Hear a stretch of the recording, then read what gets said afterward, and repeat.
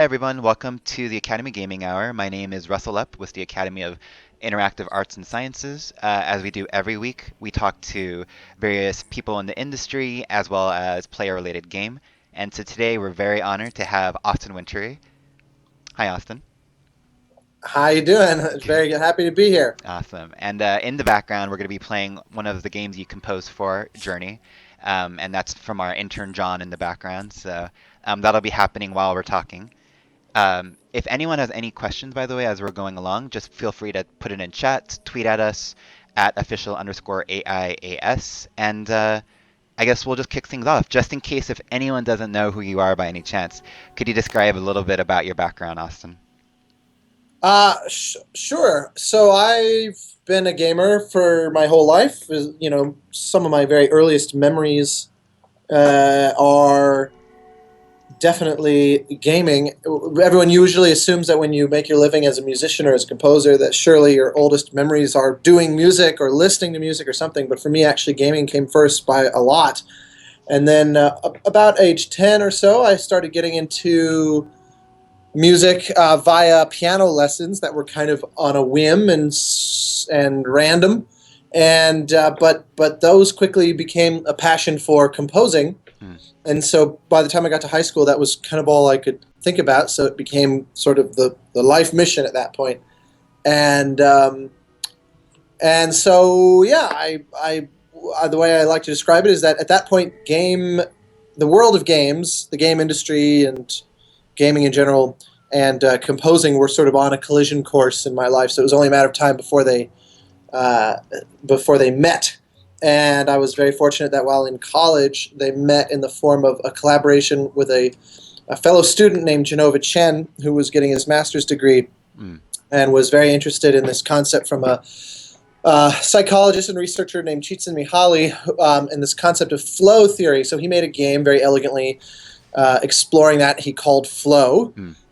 And we put it online as a student project, and it kind of went crazy, and Sony hired us to remake it as a PS3 game. So he and Kelly Santiago co-founded that game company, and we remade Flow as a proper PS3 title, and that sort of launched all of our careers. And of course, we reunited a few years later and made Journey, and worked on a bunch of other games in the interim, and all of that has led to this moment in my life where now I'm talking to you. That's So awesome. No, it's a it's quite an yeah. all-encompassing background. That's a crazy journey though for you, right? Um, out of curiosity, what were some of the first games you played that really got you to become a gamer per se? Well, as a lot of folks growing up in the '80s, I had an NES, so a lot of NES titles, certainly at the height of all of those, especially in terms of just general cultural contribution, is Mario. And you can talk about quite a few other games, but for me, I always come back to that, as cliche as it might be, or might seem like low hanging fruit to go for Mario. But Hmm. to me, an appreciation of game music not only started there, but in so many ways it can end there, because that I don't think any game has contributed to our culture vastly beyond the circles of gamers Hmm. than Mario to this day. I mean, there are young kids who've never played a single title on a single console who know that music, and I don't think there's any other score in the history of gaming that's true for. Hmm. And so, um, but my home were the adventure games. So this was a few years later, once you're kind of into the '90s. Hmm. But for me, the Sierra Adventure franchises, King's Quest, Space Quest, Police Quest, Hmm. and the LucasArts parallel that was going on in the form of like Maniac Mansion, Loom, Monkey Island, The Dig, Full Throttle, and then culminating in what's probably my favorite game ever made, Grim Fandango. By the time you get to the end of the '90s, that's to me, if I wasn't a gamer before discovering games like Monkey Island, I was just eternally thereafter. What about music? How did you get into that for, at I guess your childhood? Did you start playing piano? Did you actually just listen to a lot of music and get into it? I started sort of plunking out music I was hearing in movie. I was really into movies as well, and so I started kind of hearing little melodies and things on the piano, or I started hearing them and figuring them out on a piano. We had a kind of abandoned piano. My sister had started and stopped Hmm. piano lessons, and so there was this. It was like a digital piano. It wasn't anything particularly fancy. It was sort of sitting in the corner in the basement, and I realized, oh, I can kind of figure out some little bits on here, and I started to play around, and my parents said, "Do you want to start piano lessons?" And I said, "Okay," which is weird because I was always one of those kids who's like a picky eater and didn't want to try new things, and for whatever reason though, I said, "Yeah, you know what? I'll try out piano lessons." But the thing is, I didn't really listen to music. I played games. I watched movies. I was into Star Wars and Indiana Jones and Dick Tracy and X-Men and all these other things. And I really wanted to be a paleontologist. That's what I was really convinced of. I wanted to grow up and go on a dig site and learn about dinosaurs, study dinosaurs, discover new species, all that kind of thing. Mm. And my piano teacher says, "Well, so what do you want to learn? What kind of music are you into?" And I said, to be honest, I don't know, because I don't really know what's out there. I don't really listen to music as just kind of like recreation. Mm. And so he said, "Well, tell you what, let me play some of my favorite music." Next week, he started bringing me vinyl records of Jerry Goldsmith film scores. And, and a lot of folks may not be familiar with Jerry. He would be most well known for the theme to Star Trek, which he wrote in 1979 for Star Trek The Motion Picture, which they reused for the Next Generation TV show. Can you hear my piano? Yes, I can. So everyone knows that, that Star Trek theme. So he did 5 Star Trek films. But that same year, he also did Alien. Mm-hmm. 2 of the biggest sci-fi films of that era, maybe of all time. And he did them in parallel. And their scores are nothing alike. He did just countless. I mean, Patton was one of the first ones I heard, 1970. And I just thought, oh my God, I can't believe that this is what it means to be a composer, that you can write music that sounds like this. So immediately, I couldn't even read music or anything, and I just said, this is what I want to do. So that was, and then of course I very quickly started discovering that all these games I was playing, a lot of them had pretty great music as well. So it all just kind of piled on, pretty fast. No, totally. A couple of questions in the stream coming out so far. One person's asking, do you have perfect pitch? No, thank God. I don't know anybody with perfect pitch that's not tortured as a result, because you realize how incredibly imperfectly pitched the entire world is. Mm-hmm. And besides, pitch, when you're dealing with intonation with an ensemble, particularly like you're recording an orchestra, pitch becomes a lot less, in my experience, becomes a lot less about the absolute pitch and more about sort of shading. Sharper becomes kind of brighter, flatter becomes sort of darker. I like to play with the tuning as a color idea, and if I had perfect pitch, it would just make me want to claw my eyes out, I think. But that said, I greatly value a lot of the musicians I work with who do.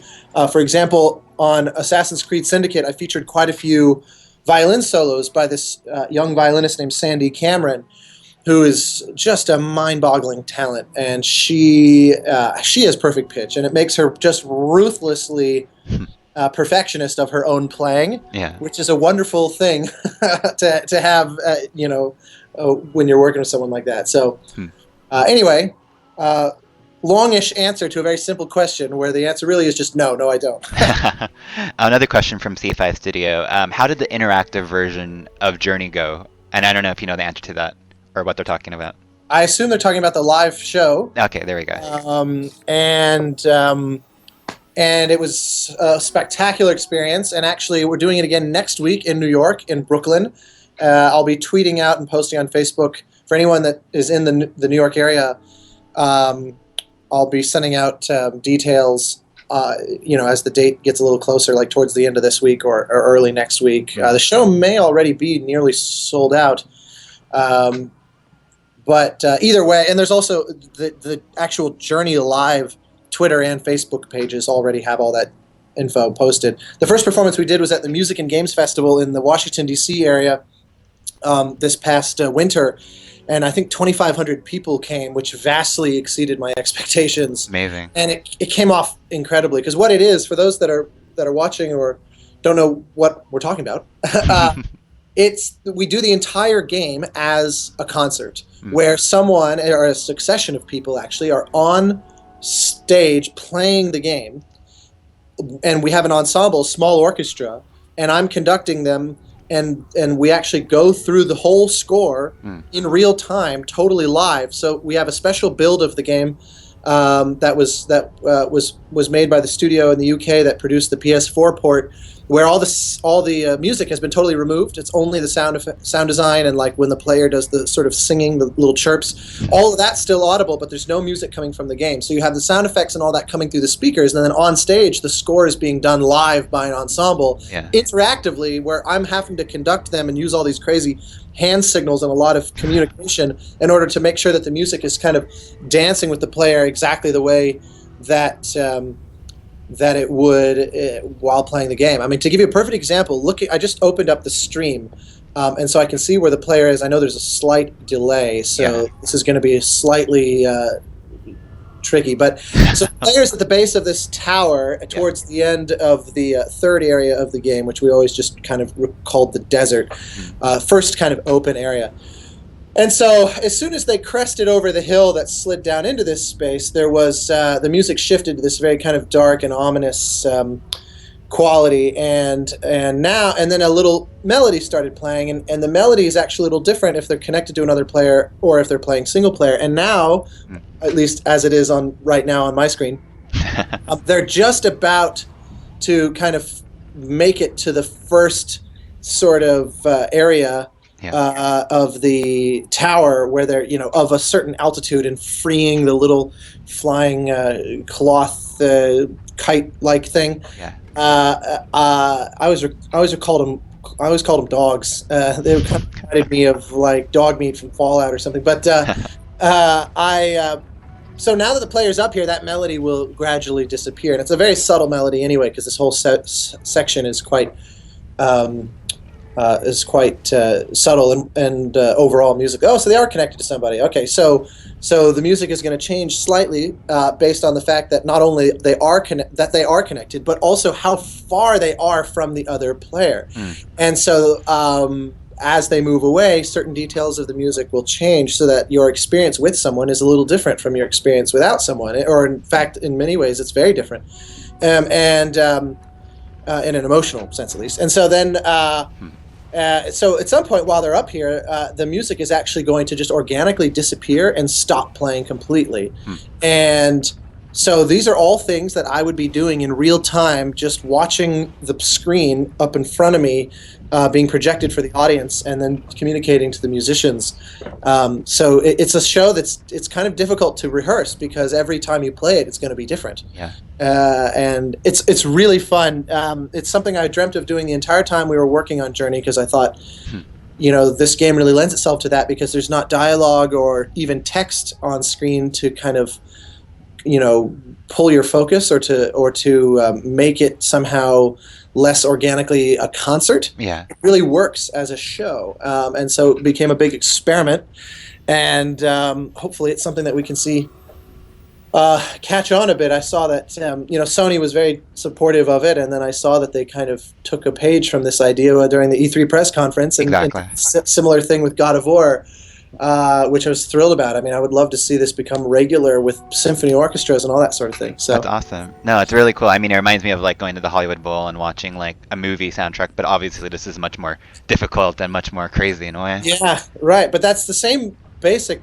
In fact, it kind of got started in going to shows like that and saying, what if we did a game like this, except it's not just watching the game, it's someone actually playing the game.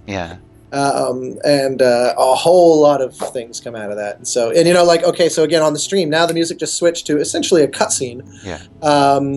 And so then I have to jump to, a piece that's going to play over this thing, which is a static length, except that this scene is a very specific length, so I have to make sure that my tempo is exactly accurate, so that I end the piece right as the scene ends, because the music's actually hitting a lot of these little moments subtly. It's synchronized very deliberately. It's awesome.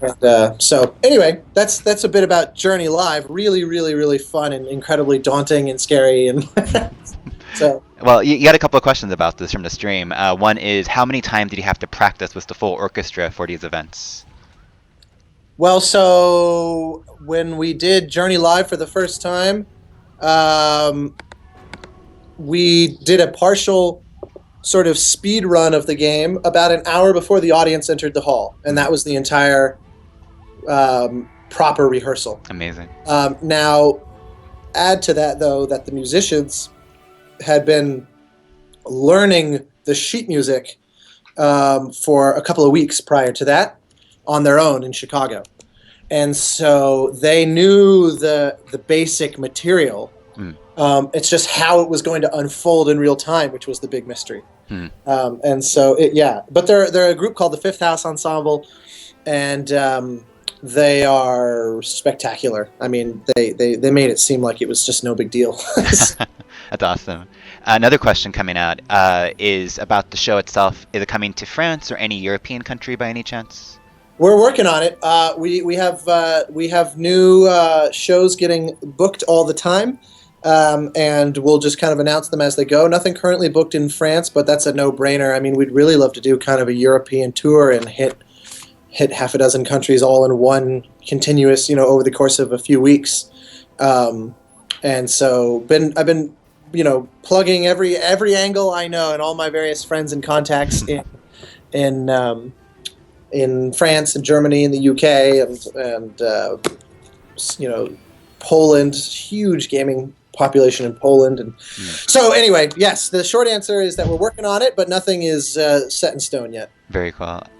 Going back to Journey, what is one of your most memorable or favorite parts that you composed or that maybe you just love playing? In my life or in the game or what? In the game, I mean, sorry, in this game specifically. I worked on this for 3 years, so it's hard to kind of pin it down in that way, because every single moment inevitably was either a struggle that the positive memories that I somehow got through it. Other moments where it was less of a struggle because the game was itself so inspiring. I was sitting there, neck and neck with the developers at that game company through the whole process, and so the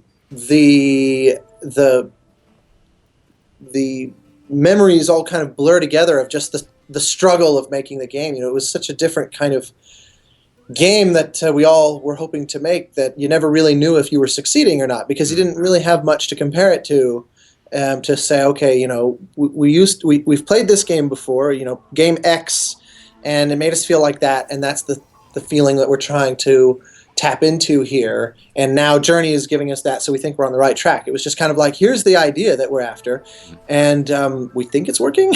And they play tested it a lot, but still, I just remember thinking right up until the release date, I don't know if anybody is going to kind of buy into this, and sort of embrace what we're aspiring to here.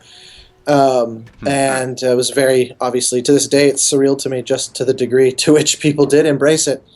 So anyway, no, I would say there was no one specific moment. I will say that the end, which on the soundtrack album we call Apotheosis, which is the whole kind of finale of the game, was the biggest challenge, because everything just felt wrong, and everything was just cheesy and ruining it, and I was convinced that I'd come all this way, and I was essentially destroying this beautiful thing that game company had made. And so it was literally up until the 11th hour, the last few seconds of development, that I finally came up with something that I thought, okay, this might work. And that's, what's in there now. So there could theoretically be an even better finale out there that eluded me, but it wasn't for lack of trying. I'm just curious. It sounds like the process on Journey especially was different than maybe a more traditional game like Assassin's Creed in terms of your integration and where you come into the process. Is that correct? Yeah, it's not so typical to be there. I mean, the music... So I wrote the theme, You know, this thing, again, I'm leaning over to my piano.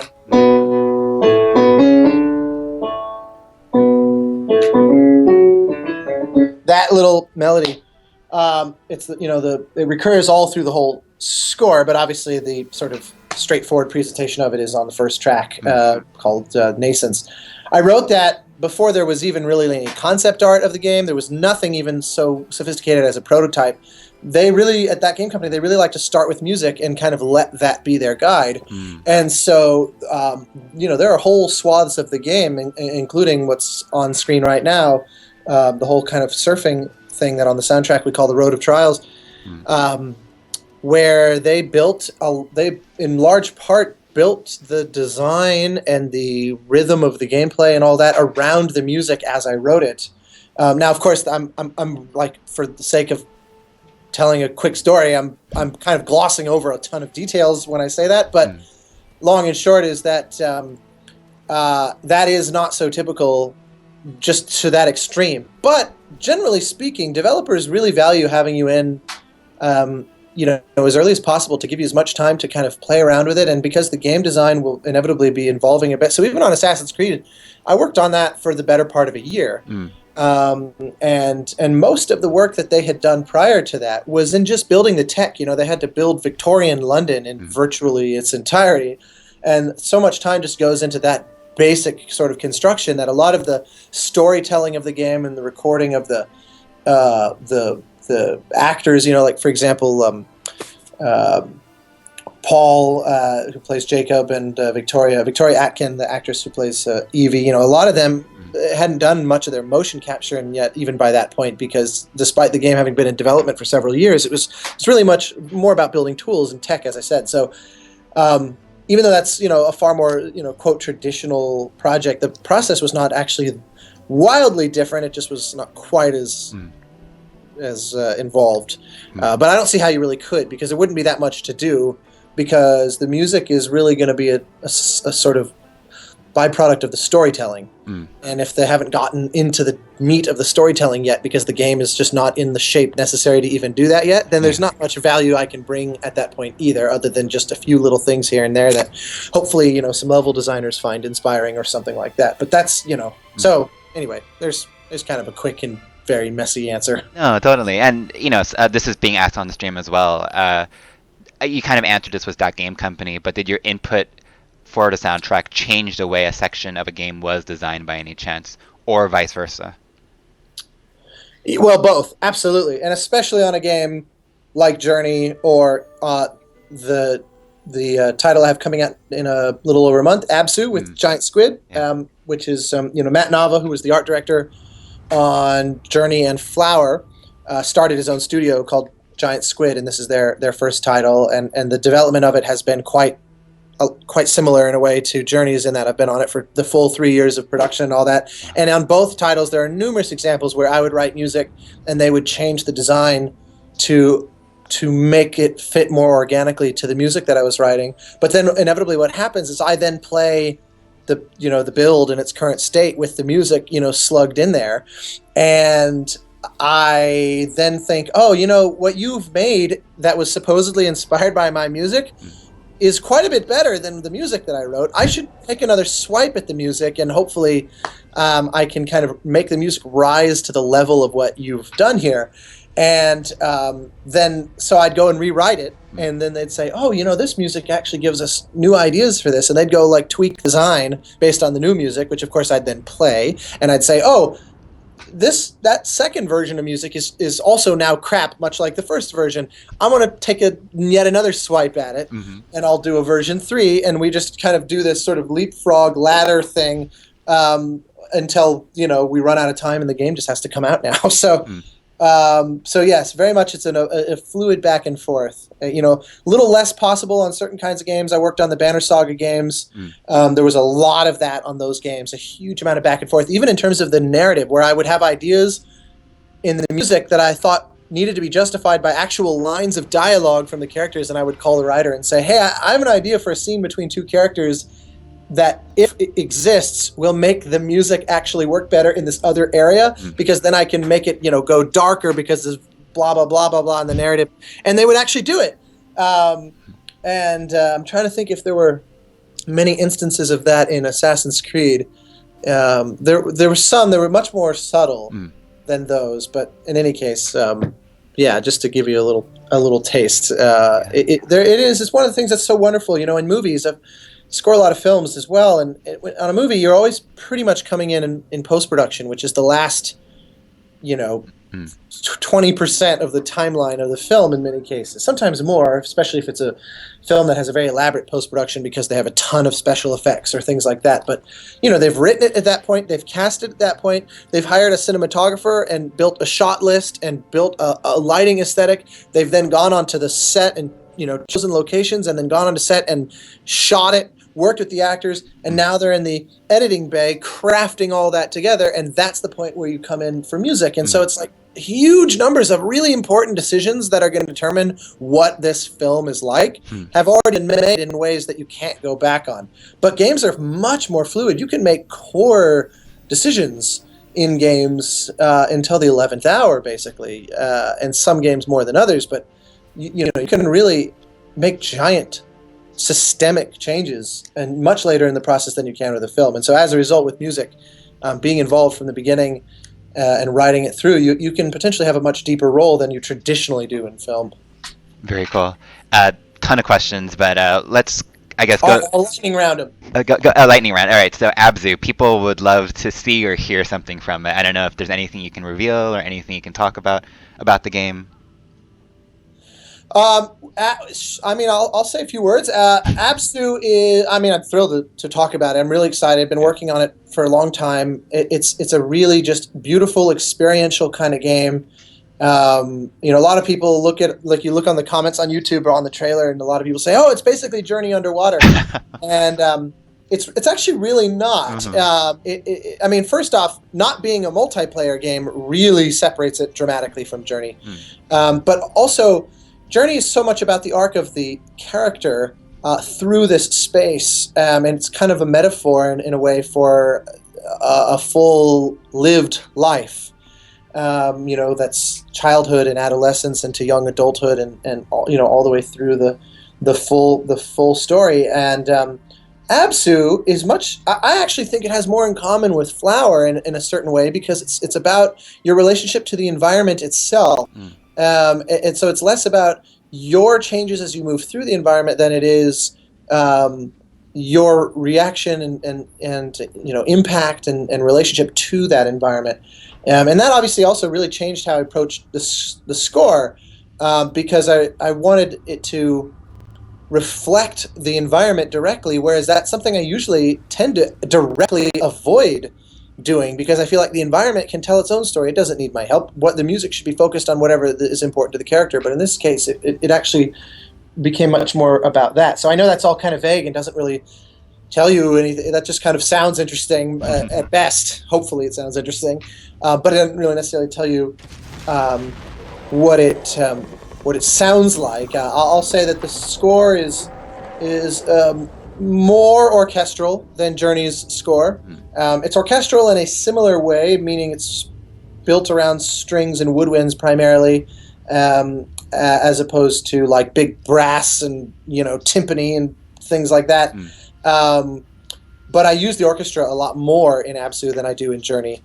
Journey, the orchestra really only plays a major role in the last third of the game, mm. which is intentional. It's kind of like the orchestra emerges as the character has their sort of awakening, whereas in this game, in many ways, there's no real way to say more than that and avoid spoilers, but I'll leave it at that there's more of a pronounced role for the orchestra. But then there's also choir in this score all through the whole game, which is also puts it in a totally different vein. And then another fun little thing that'll probably be pretty subtle to most players, but I recorded a big ensemble of harps, Mm. which was really fun. 7 harps in Wow. London, which was just incredible. And like the experience of that was just so unlike any recording experience I've ever had. And we were in George Martin's studio, Air Lyndhurst in London, which is just such an incredible space, a beautiful sounding room, and it's like this converted church that just sounds spectacular. Amazing. And worked with an amazing crew out there, and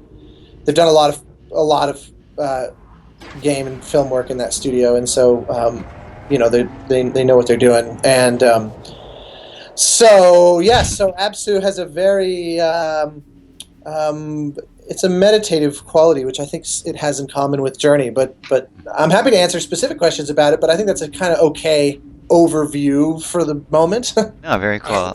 Shifting gears just a little bit, the question that has been asked many, many minutes ago: is there a soundtrack for a game you didn't compose for that you rate very highly, other than Mario we talked about earlier? Oh, well, like I said, Grim Fandango Hmm. is to me one of the great scores in the history of gaming. I mean, it's maybe my favorite game score ever written.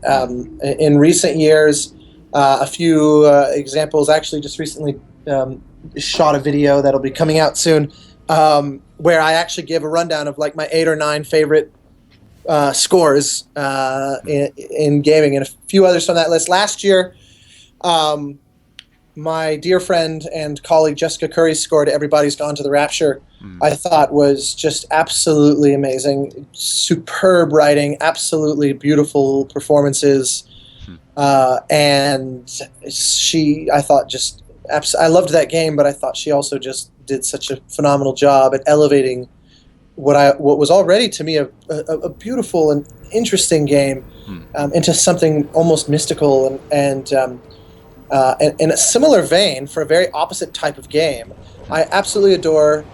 Again, I feel very lucky to call this person a very good friend. Gary Scheinman's score to the original Bioshock. I love his music in all 3 Bioshocks, but the third one to me was kind of revelatory in games because it was the first game that ever. It was the first shooter I ever played Hmm. where the score actively made me feel empathy towards the people I was killing, who were trying to kill me, Hmm. and there was a mad hysteria to them because of the events that had happened in Rapture prior, to the game starting.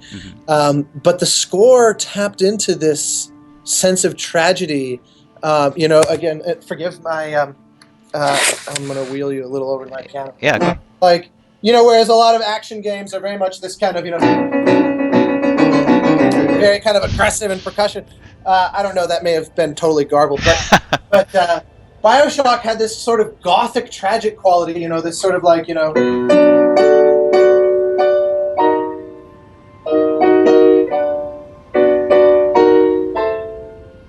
you're hearing that kind of vocabulary, a very almost Bernard Herrmann-ish vocabulary, like you would hear in an Alfred Hitchcock film,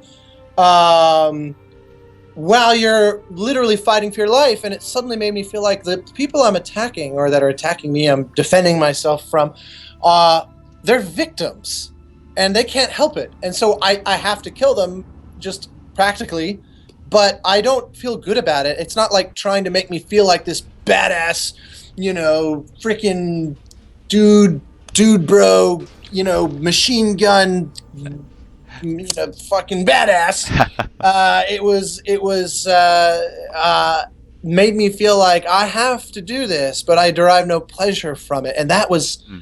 I thought this is just beautiful game design, and the score it was so central to that.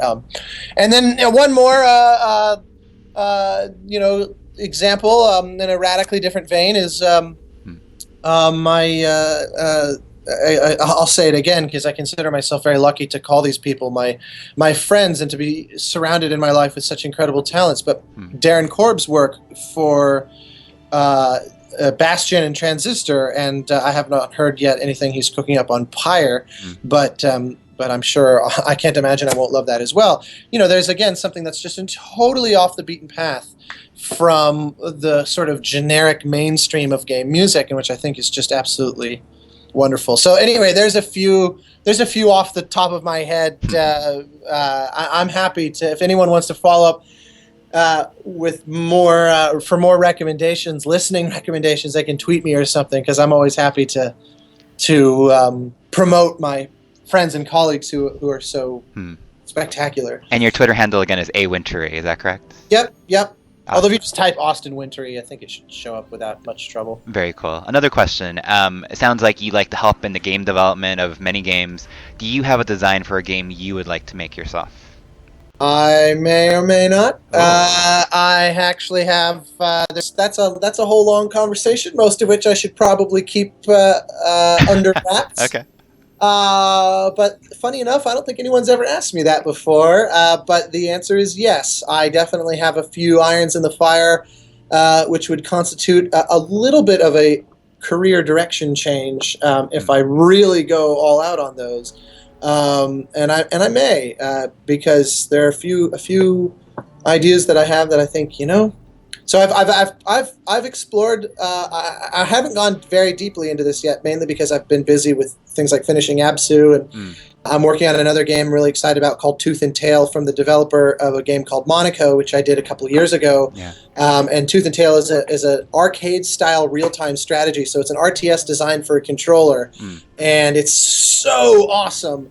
Pocket Watch Games is the developer. I can't possibly recommend people keep an eye on that one enough because it's an RTS designed to kind of reduce the headache of learning a new RTS, because so many of them, StarCraft being kind of the ultimate example, are fantastically fun games, but they have steep learning curves. And also, if you're not into the technicalities that they require, you just kind of assume I'm not into strategy games, but it's possible to have a far more simplified version that still has deep strategy but doesn't require all the complexities of resource management and all that kind of thing. And so that's Tooth and Tail, and I've played it already. In fact, I can just tell you right now, because I work on a build in Steam, and I play it relentlessly. So yeah, even just in my prototype plays, I'm at north of 40 hours of Wow. play. And that's just to work on the game. I guarantee you that number will double once it actually comes out. So, anyway, I don't even. Oh, yes. So I was just. I don't even remember what the question was. I'm just rambling at this point. But yes, I may have some things of my own cooking on low heat. No, we can't wait to hear it. When hopefully soon. I guess the question kind of linking to that. Last time you were on the Dice stage, you kind of talked about it being the most incredible time to be a creator. I'm curious to see if you still agree with that, which it sounds like you do. But oh yeah, I've had nothing but further confirmation of that conclusion since giving that talk. Because yeah, I think by virtually any metric, inclusiveness is on the rise. Opportunities for kind of creative entrepreneurship is on the rise. Barriers to entry are at all-time lows. To me, I just can't. You have to be willfully cynical to look at the way our world is configured right now, and with regard to being a musician or a composer or creator of any kind, and say it's a pile of garbage. All the good music has already been written, and all those kinds of things. And to me, there's just countless evidence against that everywhere I turn.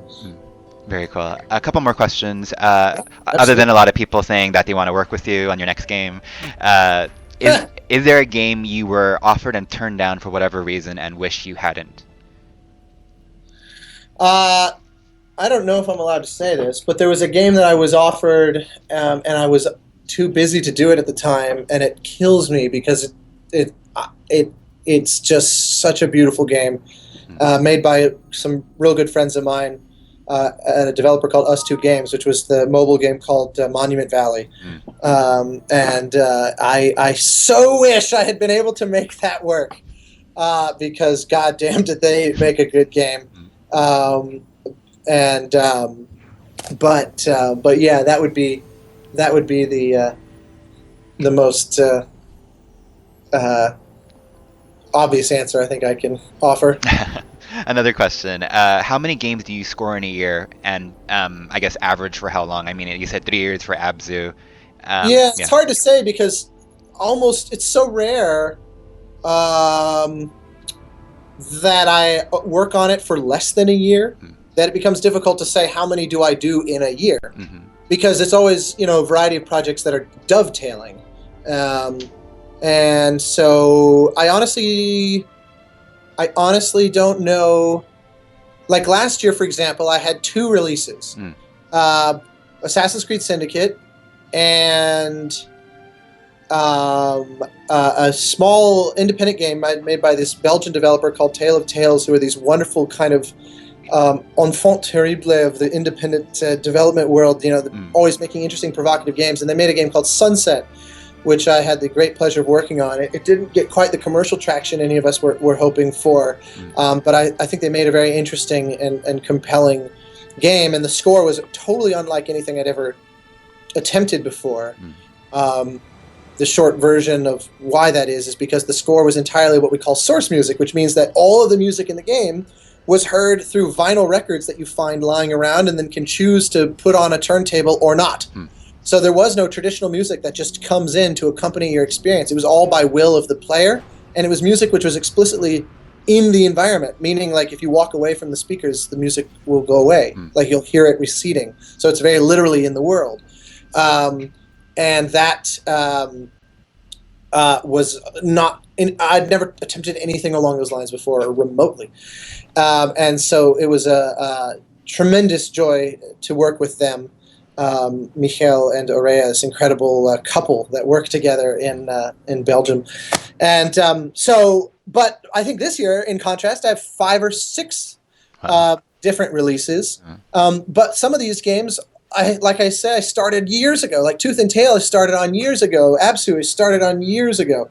And so you never know. I mean, sometimes something comes along that I end up working on for a very short period of time. Like I did a really fun iOS game a number of years ago by a Chicago developer called Phosphor Games called Horn, which was a really fun kind of almost Zelda-ish sort of platformer, quasi-RPG game that was very ambitious, especially for its time.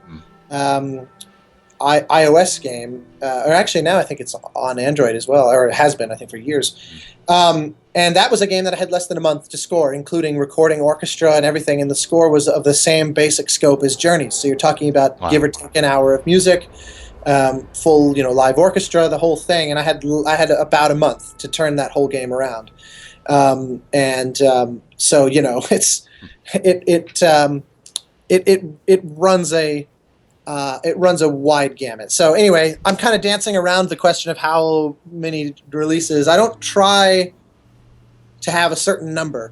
I just like to be able to work on the things that really excite me and interest me, and try to balance the schedule in a way that I don't have to turn someone down who is making something really exciting that I would be sad not to be part of.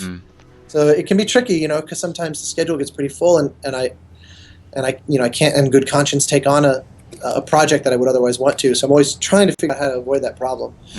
I'm curious, how does your mind work in terms of inspiration? Like, how do you stay inspired? What inspires you? I try to derive, like when I'm working on a game specifically, I try to make the game itself the primary inspiration, so that way the music is as unique to that game as possible. Because then they're kind of organically intertwined. But I also draw a lot of inspiration from the outside world. So instead of listening to my favorite band or my favorite classical composers or my favorite film or game scores and trying to draw inspiration from that, although I do listen to all those things, all those various genres in different media of music rather ravenously. I'm very curious about just sort of life in general and learning new things, and I'm constantly reading about physics and cosmology, and I'm a big science nerd, and that always gets my imagination going.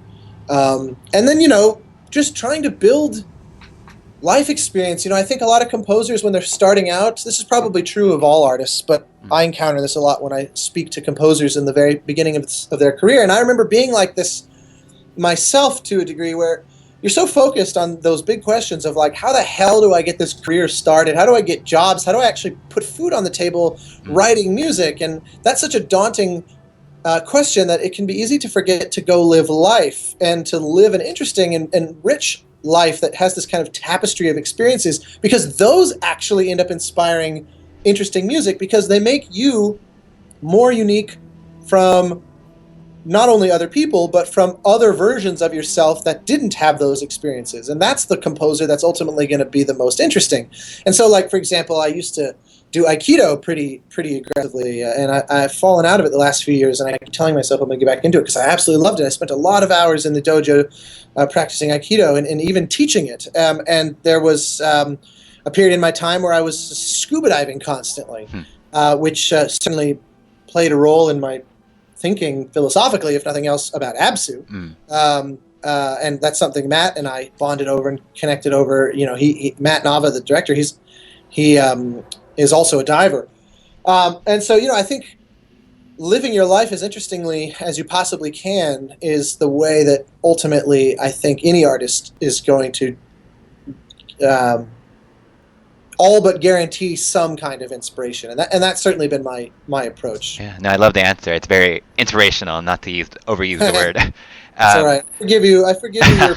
Uh, Uh, we'll take you get yeah, 3. thank you. We'll take about 3 more questions here. Which the first one being, would you say you have a certain style that makes you stand out from other composers? Oh well, honestly, I think that the answer to that is the same as the last answer. Hmm. I don't feel qualified to give kind of a musicological answer to that question because I write what seems right to me, and it's up to someone else, I think, to listen to it and come to their own conclusions about what makes me as a composer. Because I'm always trying to push myself to do something that I haven't done before.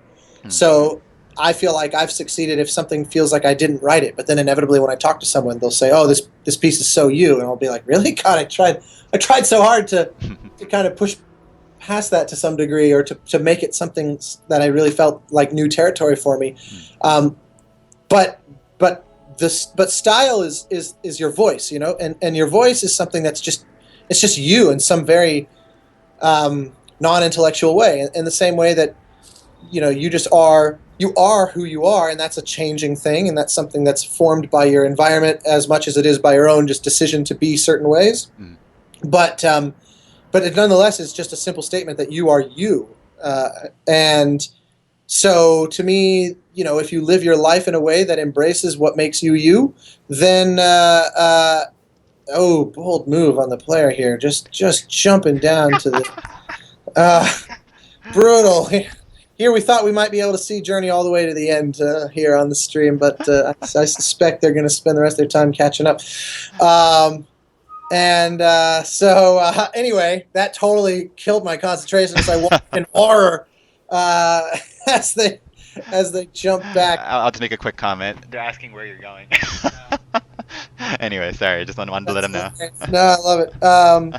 And random trivia with Journey. There used to be we were envisioning something more elaborate gameplay with these what look like gravestones. Hmm. We called them whistle stones because you'll see they have these little holes in the top, almost like the eye of a needle. And the score here is actually based around the key of E minor. It's this aleatoric, like swirling going on in the low cello played by Tina Guo, and in the orchestra as well. And the sound designer Steve Johnson actually recorded himself blowing over a Coke bottle and digitally pitched it to match the E when you go by these little whistle stones. So you hear this very subtle coming through those whistle stones. That ended up basically not really being a gameplay thing, other than you have to hide behind them to avoid getting swept away. Random Journey trivia that I just remembered watching this here.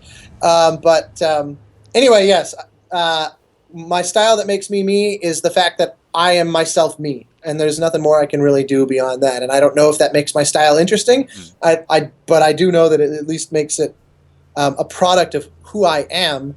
And since no one has lived my precise life, it's not really possible for anyone else to have my exact style. But this is true of all artists. That's absolutely not a claim to anything special for me. Very cool.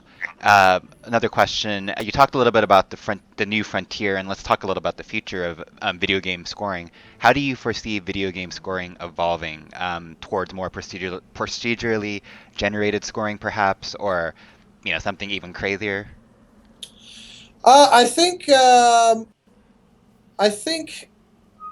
that procedurally generated scoring is always going to have a role, but I don't know that I would regard that as the future, in the same way that we already have software that can write infinite amounts of music in like the style of Mozart or Beethoven, for example, that kind of looks at what they did, develops an algorithm to kind of codify their approach, and then can endlessly write music that is essentially a dead ringer for them.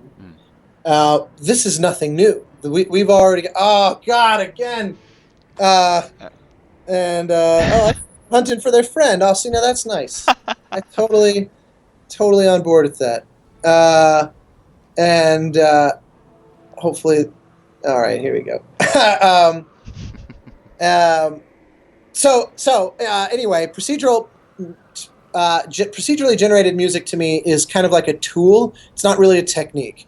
Now, I'm not proclaiming that as a dogma. I definitely am open to being corrected there. But to me, music and art is so much a reflection of the artist and his or her relationship to the world around them mm, that I have a hard time imagining procedural music ever rising to that level because it's the X factors of life itself that really help create super compelling art. And I don't see how you can design an algorithm to that because it's all about the unpredictability of life and then an artist reacting to that.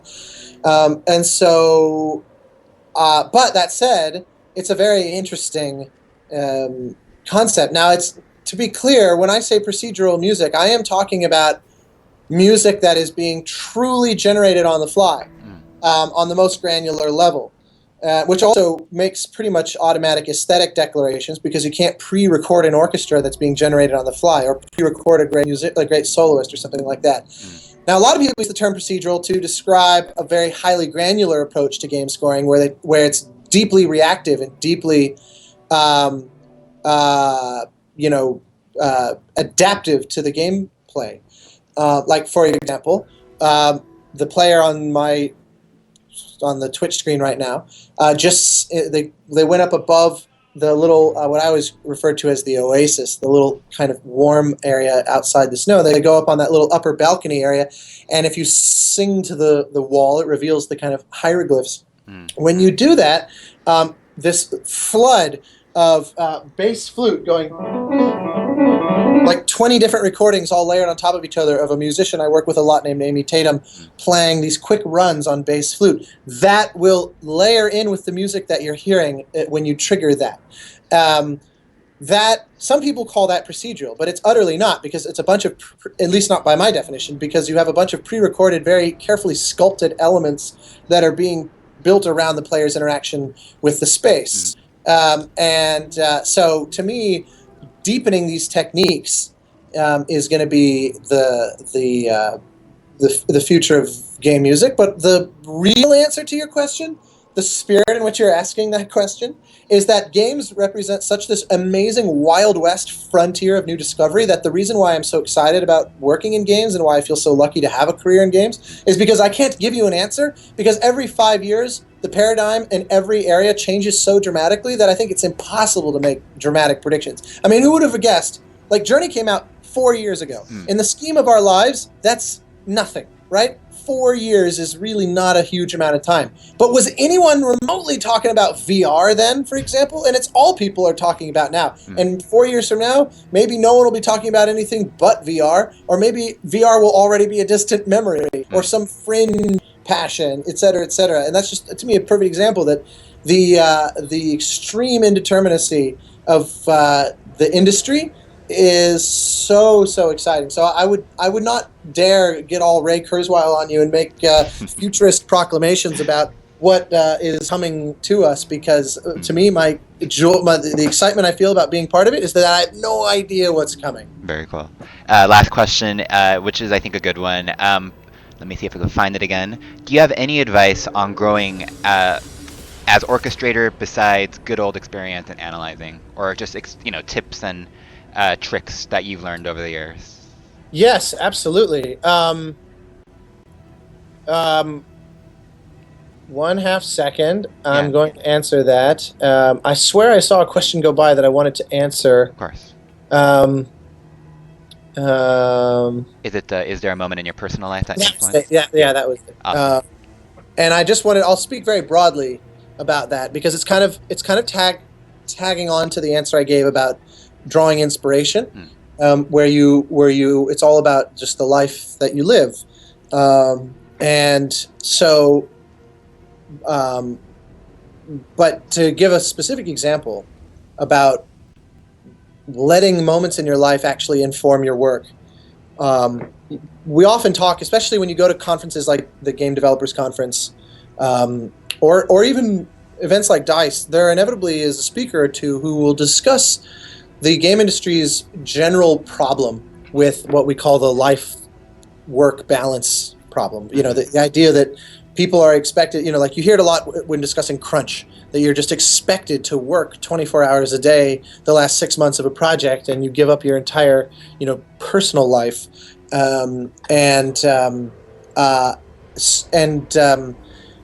I have a different take on this than most, because I actually think that, generally speaking, letting your life, your so-called personal life and your professional life bleed together is a very positive thing, Mm. because it lets you get really personal with your work. Now, you have to be able to create boundaries um, with your work so as to not totally cannibalize your personal life. But that's no different than any other boundaries that you draw. Like, you should probably not drink too much. You should, probably, restrict all kinds of behaviors, just in the interest of having a balanced life. I'm a big believer in everything in moderation, and that can include work. But when you really love what you're doing, which I'm very lucky to say that I very much do, um, indulging heavily in it is, to me, not something I see as a problem. And the more that I let the life that I'm leading interact with that, the more personal my work will get. And the specific example, I won't go too into it, and I don't want to end this on a downer, but I lost two really important people in my life last year.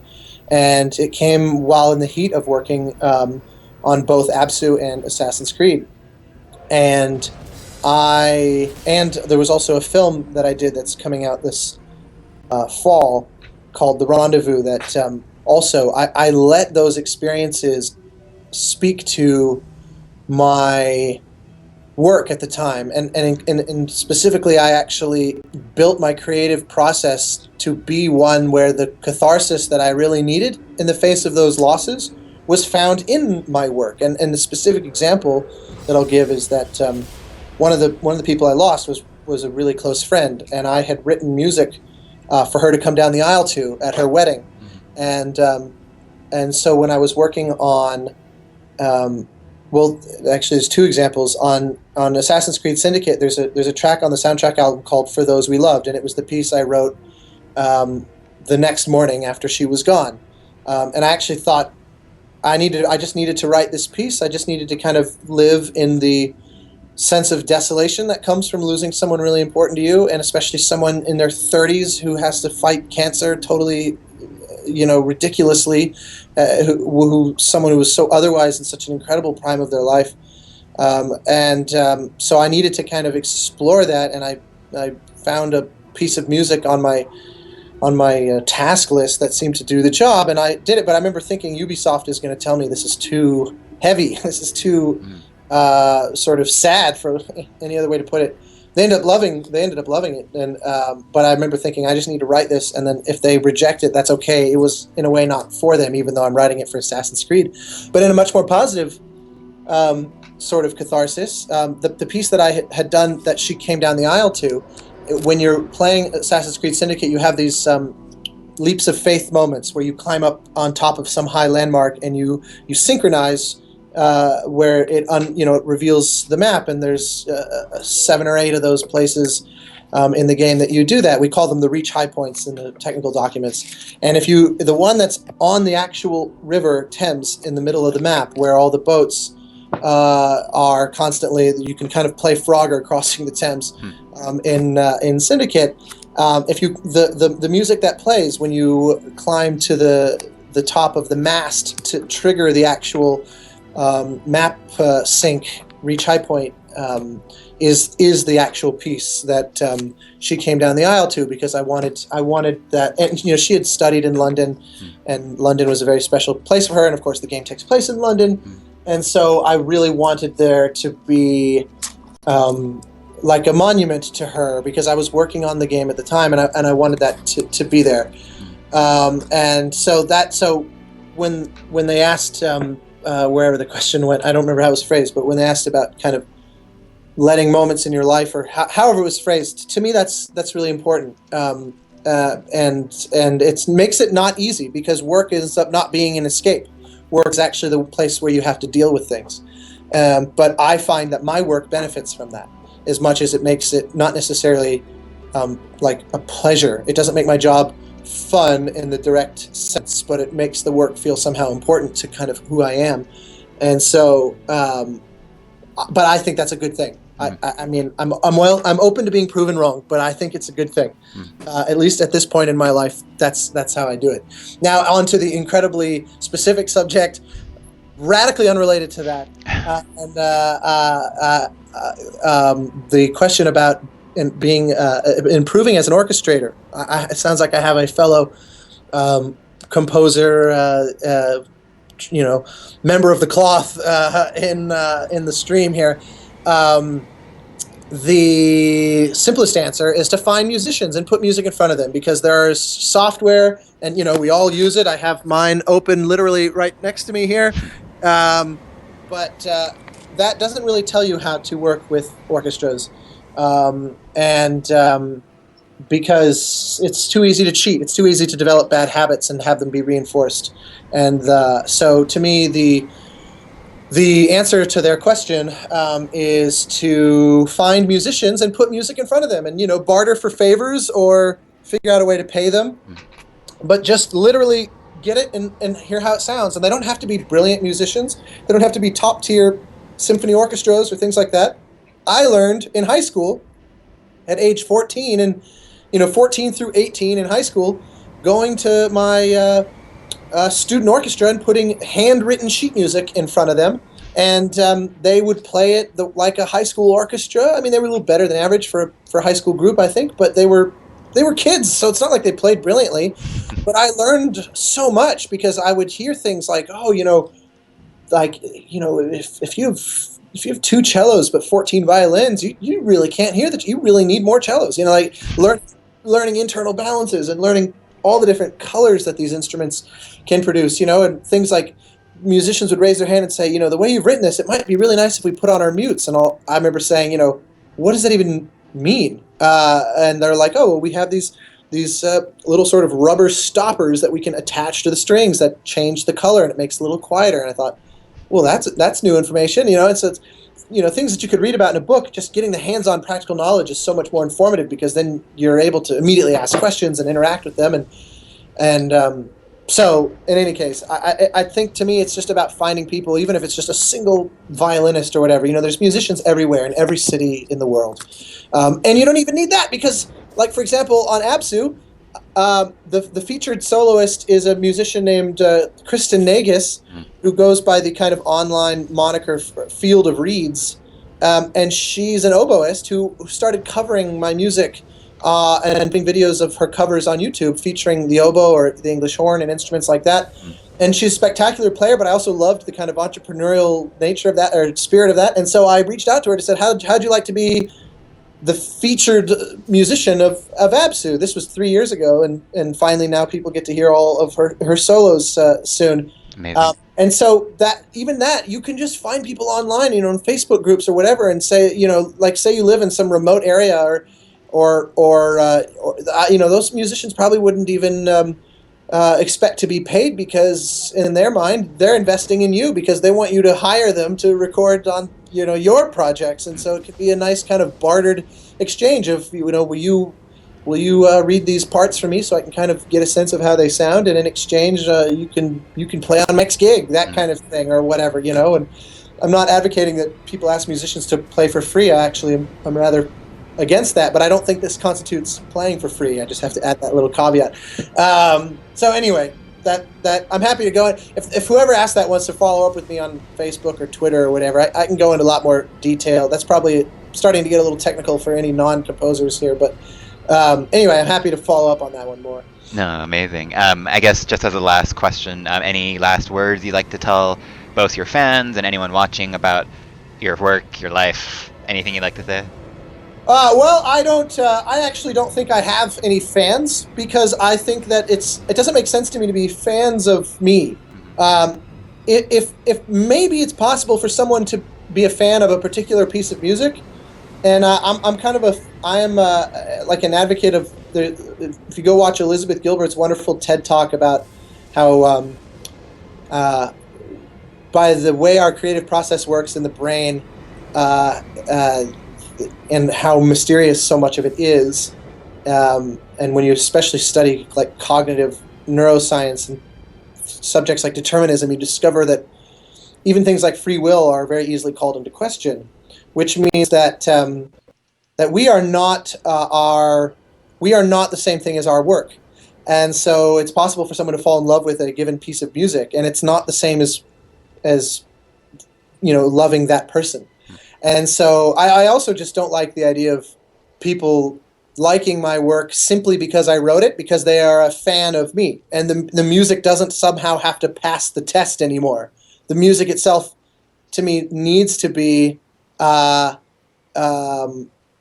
worth their appreciation. But each individual piece of music has to earn that on its own. So that's where I'm like, being a fan of me seems counterproductive. If you're a fan of a music, then I'm deeply grateful, and I'm also just grateful that I somehow wrote that piece, because I don't really know how to explain how that happened. I don't really feel comfortable taking total credit for it, because especially the more I learn about neuroscience, it sounds like I really can't in so many ways. But I will happily say thank you, and especially when people then go that extra mile and do things like buy an album on Bandcamp, then I'm particularly grateful, and overwhelmed in many cases. But so anyone who claims themselves to be a fan of Austin Wintory, I say you're probably a fan of something that you heard, and why don't we keep it there? Because that means that piece kind of survived this almost Darwinian test of your taste. But the next thing I write might not. You might hate Abzû. And so rather than you going from a fan of me to then no longer a fan of me in that moment, why don't we just ditch that whole thing, and we can talk about the music, and that way, because I also feel like if you start thinking too much about the idea of someone being your fan, then you start thinking, well, yeah, people are my fan, therefore I'm great, therefore every piece of music that I write is great, and then suddenly you stop pushing yourself as hard, and the music immediately turns crappy. And so to me, I always kind of get uncomfortable with that notion. I would so much rather just say, let the music speak, and hopefully it's worth your time. But that's not up to me. That's up to you, the listener. And as for me, so that's my giant reaction, or not giant. That I'm barely getting into that conversation, but I'm sparing you. That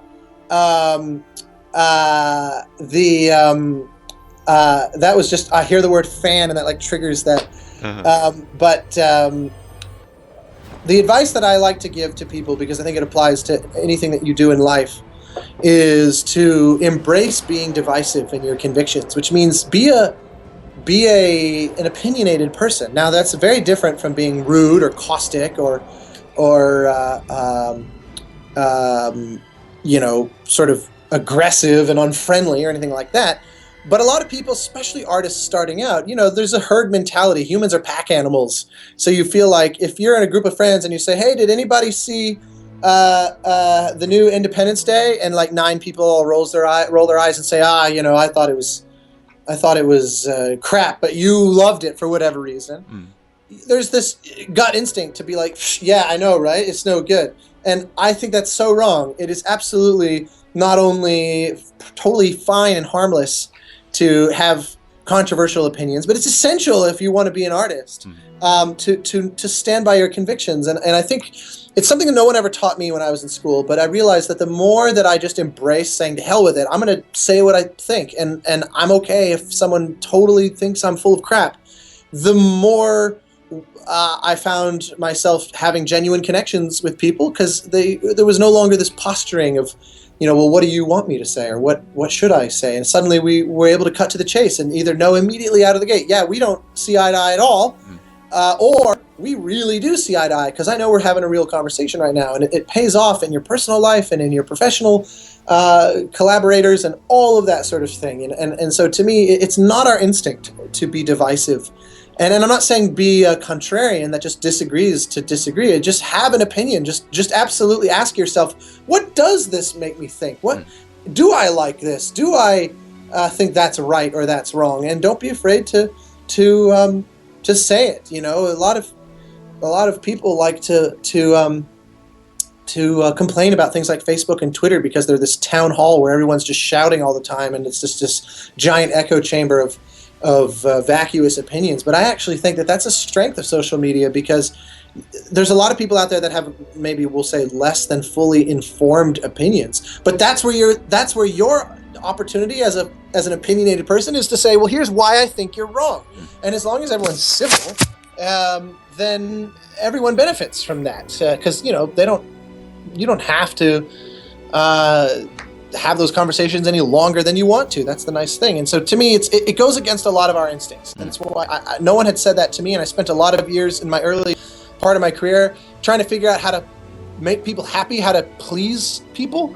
And I realized, especially the people hiring me, and or that I wanted to hire me, and I realized at some point that that's very shallow, actually, and I should just be not afraid to be passed over because that person disagrees with me, knowing full well that the conviction that led that person to pass me over is going to potentially make this other person run towards me all the more aggressively.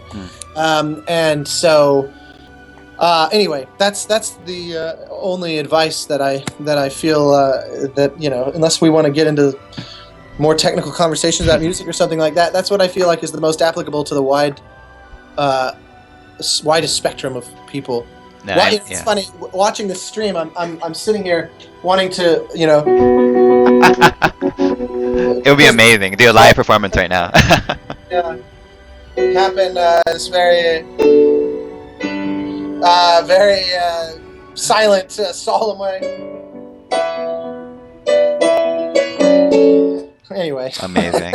No, I mean, Austin, I wish we could talk for hours. I think, I would love to hear your opinions about so many things, but unfortunately, like the game itself, we reached pretty much, I think, the end of this conversation. But thank you so much for your time. I think it was very enlightening. My absolute pleasure. It's very kind of you to say. It's been a blast. I'm happy to come back anytime that you want to do it. Definitely. Thank you, everybody, for watching. Again, thank you, everyone, for asking questions. This will be on YouTube later today, so we'll post it out. We'll tweet it to Austin so everyone else has it, just in case. Again, thank you guys, everybody. Austin, if anyone wants to follow you, again, Twitter, Wintory, anything else, any other social media handles or anything like that? I just typed it into the Twitch perfect. Chat. I mean, I'm most active on Twitter. People can look at my Facebook page and all that as well, if they like. And especially if there's any, particularly composers, or people who want to kind of get into the nitty gritty on some of these questions. My email address is on my website. I don't like to hide behind walls. I don't promise I'll be able to respond immediately necessarily, but if people are always welcome to email me and reach out, and I really like, the reason I do these kinds of things is not to just sit and spout off a bunch of things that I believe and just hope people like it, but to hopefully in some sense initiate dialogue, because I'm much more interested in interacting with people than to just kind of giving speeches. And so if anybody feels inspired to reach out, I hope they do, and hopefully we'll be able to find a way to have a dialogue of some kind. But particularly composers, it's always very important to me that composers feel welcome to the composer community, and any part that I can do to help foster that, I always am happy to do. So that I'm being I'm showing a little bit of favoritism, I admit, when I say email me. That's kind of a little bit catered towards that demographic, but I'm always happy to hear from anybody. Amazing. Again, thank you, Austin. Thank you, everybody. And until next week, we'll see you guys later. Take care. Thanks. Bye, guys.